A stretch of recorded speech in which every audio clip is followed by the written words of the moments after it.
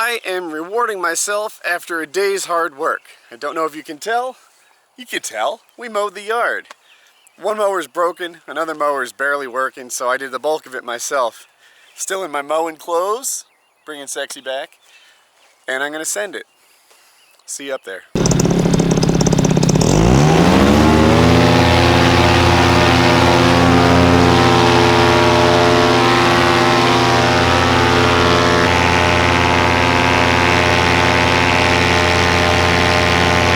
So, I've been thinking about how I can make my videos better, right? Everyone should be making better videos if they can. That's everything you do, you should be doing the best you can. So I've been thinking about what I like in a video, what people like in a Woody video, stuff like that. For me, some videos are about amazing visuals.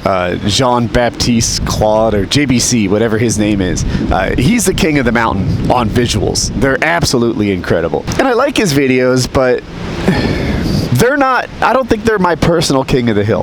When I watch a Tucker video, what I like about a Tucker Gott video is that it's sort of an insight into somebody's interesting life. You know, when I click on a Tucker Gott video, I'm not saying, oh my God, I hope there's an interesting rock structure.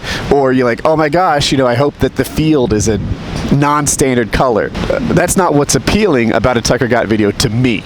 To me, it's Tucker and Jacqueline. I like Tucker and Jacqueline. I wonder what they're doing today. That's why I click on their videos. And sometimes I learn things about paramotoring, and I like to watch that. But mostly, I think it's just creeping on somebody's interesting life. And Mark Honeycutt, Kyle O'Glee, a lot of it's the same way. I care about what they have to say, what kind of hijinks they're up to. And I guess what I'm saying is what I like in a YouTuber is when that YouTuber lets me connect with them. That's kind of my thing. You know, if your videos are great visuals and music, then I know I have a friend, Gigi. He loves that. You know, he's like, stop it with your talking. You know, just show me the pretty visuals and the upbeat music. That's what he wants in a video. So there's definitely, like, that's the right answer for some. But for me, share your interesting life with me. That's what I want in a paramotor vlog. I think I'm going to do a little bit more of that. Because what I don't want to do is be like, hey, here's my sod farm. I really like this sod farmer. He likes me. He enjoys aviation. We've heard that. We know that story. So I think when I make a vlog, I'm going to try to have something to say. And that should make it interesting. Sometimes that something will be about paramotoring. Sometimes it won't. My most viewed video, I think there's one that's like cheated death or something. I actually got kind of nervous about clipping in wrong. The me of today wouldn't be so nervous. But aside from that clickbaity one, the most viewed one that the people seem to really like is one where I tell my own life story. I think the title is something like From Suicidal to Multimillionaire, or something close to that. When I meet people at fly-ins and such, that's the one they talk to me about. They don't say, well, sometimes they say, I like it that you went to Waffle House, but mostly they say, man, that story inspires me, or that story mirrors my life, or, you know, like, that's the one that they connect with. And I think that it would be a nice idea if I added more stories to my videos. So, yeah. Expect some of that. Expect one of that in this video.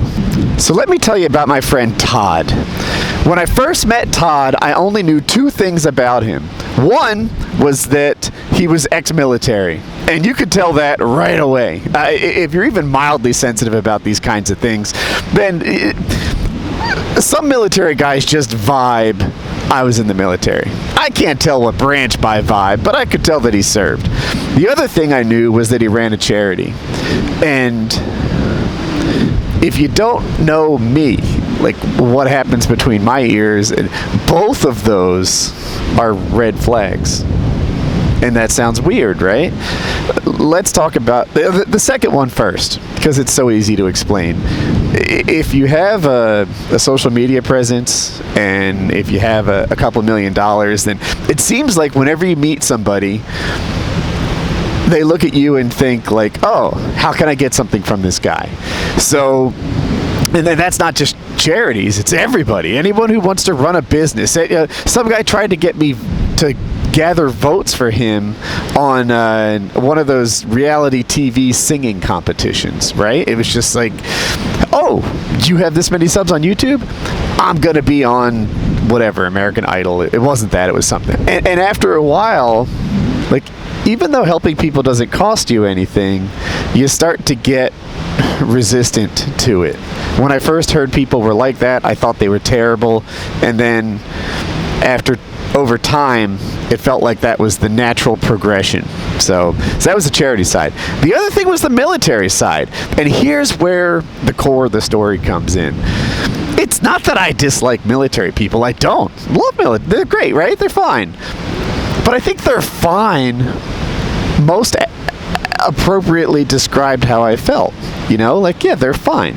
They're just like accountants and lawyers and, you know, metal fabricators and welders and plumbers. They're fine. Military guys, just like everybody else. And it seems like the rest of America went wild over what heroes they are. And I wasn't feeling the sacrifice appropriately that they make. I guess I thought, like, oh, this guy joined the military because it was his best career option. And I didn't appropriately give them credit for how much they're doing. And I'm going to get into that story in a second.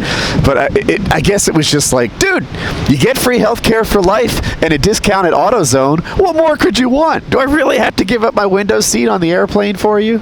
Are we all going to stand up, salute, and clap because you're wearing fatigues? You're a person. Just a person. And Todd told me his story. And to me anyway, he's not just a person anymore because he's got more going on than that. So Todd was in Iraq and he was serving. It's a war zone, etc. And he's almost going home. He's almost ready to go home. And he's doing something. It wasn't like active warfare. They might have been playing a sport or something. But they're out there in the heat getting their exercise in. And Todd isn't doing well, right?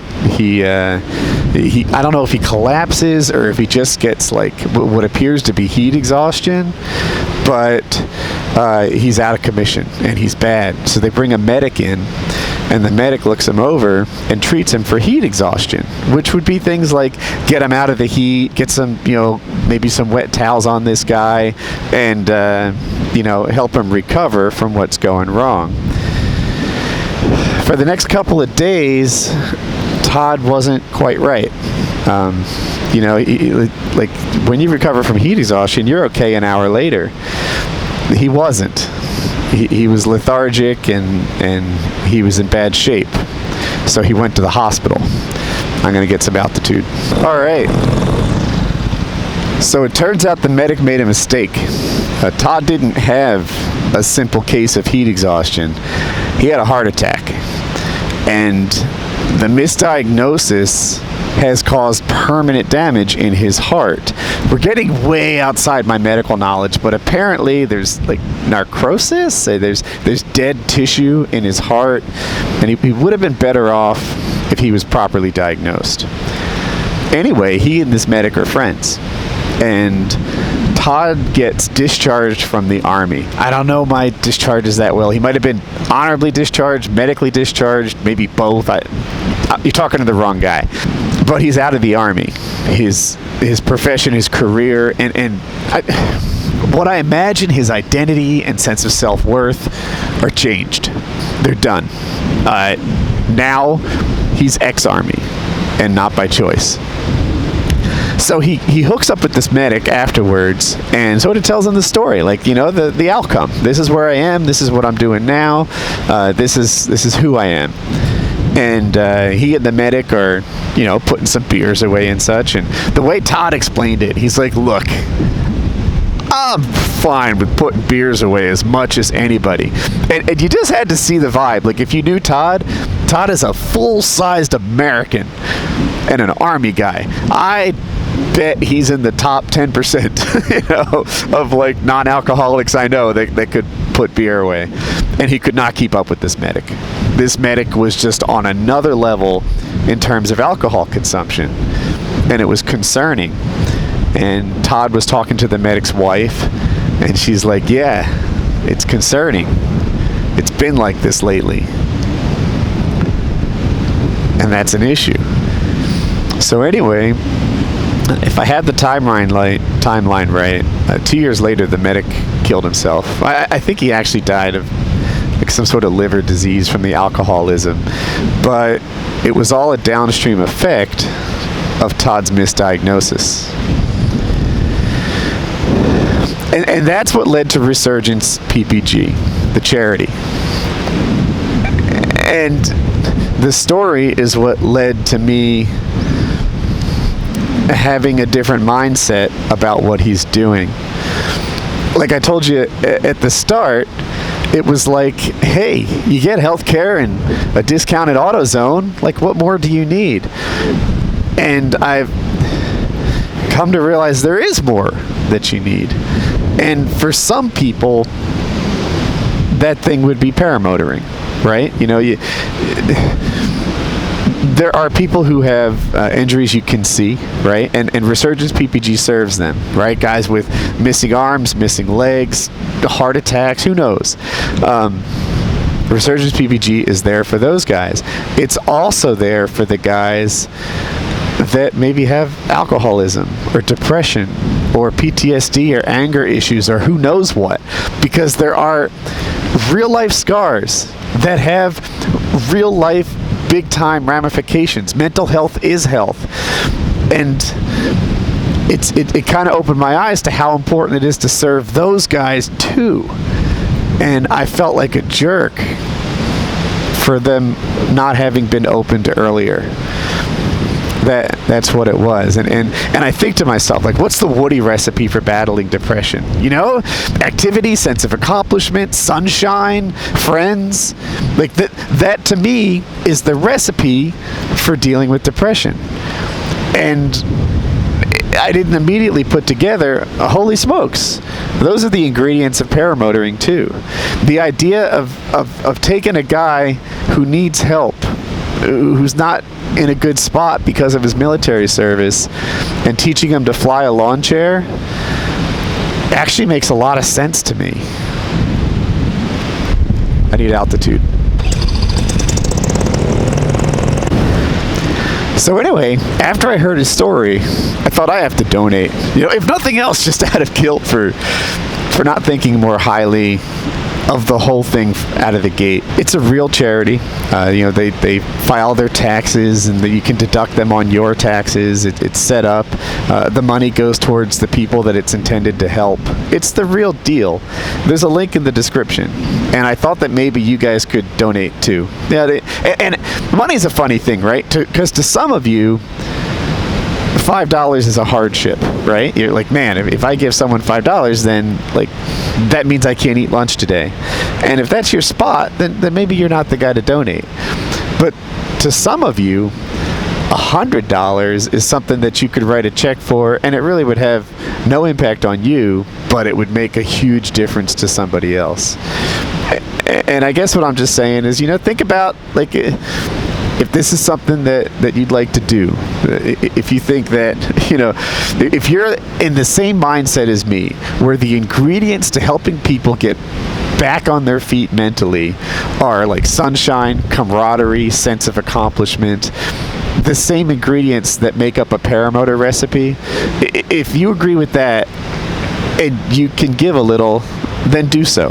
There's a link in the description. So, yeah, that's today's story. It was impactful for me.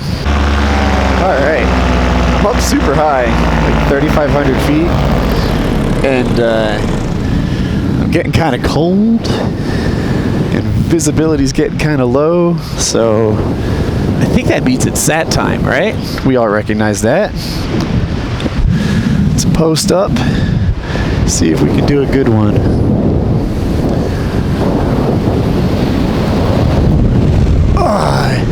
This is a good one. I tried to enter it a little harder than I normally do, because I feel like it's been a little round spirally. This one's pretty good.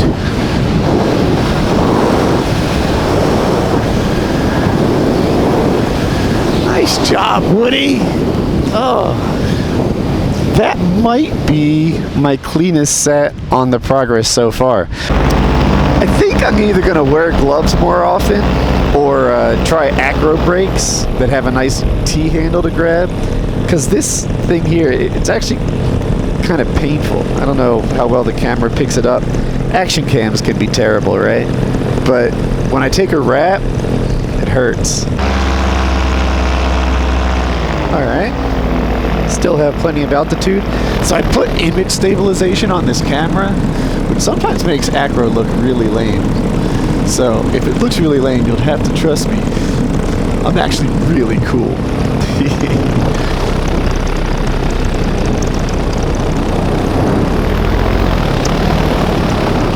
Hit my stop button.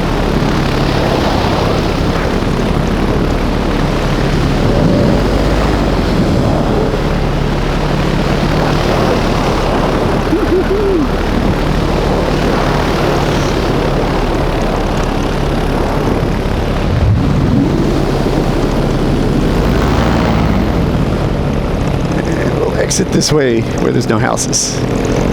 Good times. Now I'm at a better altitude. It's warmer, it's nicer, I can see the ground. I really like paramotoring.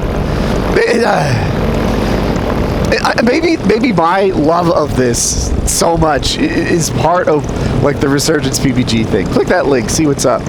Because I guess I just want other people to have this experience, and I know it could help. All right. We're home. Now it's just time to... I'm taking my crappy. Now it's just time to lose some altitude and get down. What am I doing? There we go.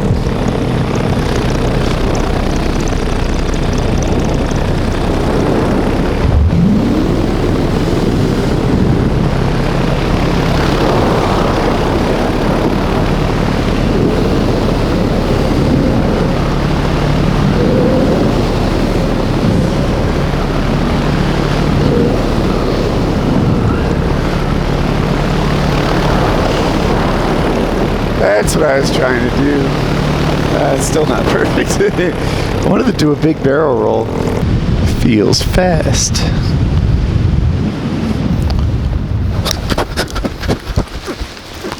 I'm trying to put the damn wing down. I'll have to take the Cobra. I thought I had finished my Cobra landing phase because I did a couple good ones in a row. I don't know. Sometimes when there's no wind at all, I have a hard time putting it down on its tail like a pro.